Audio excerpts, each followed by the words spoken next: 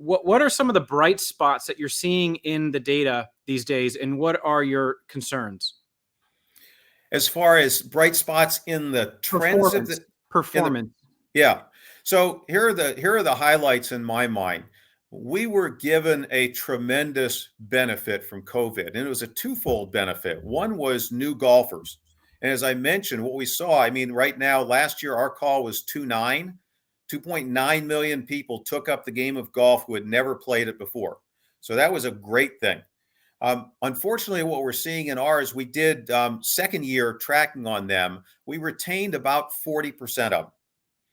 And so 60% of them tried it and didn't come back. And it's not saying, I mean, some people only play every other year, but it basically says we didn't do a great job. It wasn't an awful job. We didn't do a great job at establishing a relationship and building a communication stream with them.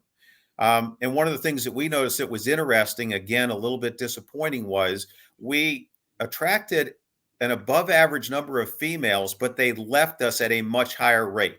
The people who stuck were disproportionately male. So we also didn't make a connection with the female species, and something we've been trying to do for years as to how do we get these people to stick.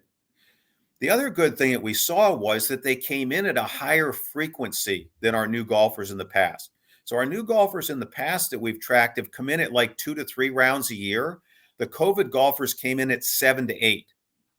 So one of the interesting things, and one of the reasons that they stuck, what we saw was the people who played more than 5 in their inaugural year had a much higher retention rate. So the good news and the highlight is we attracted a bunch of new blood.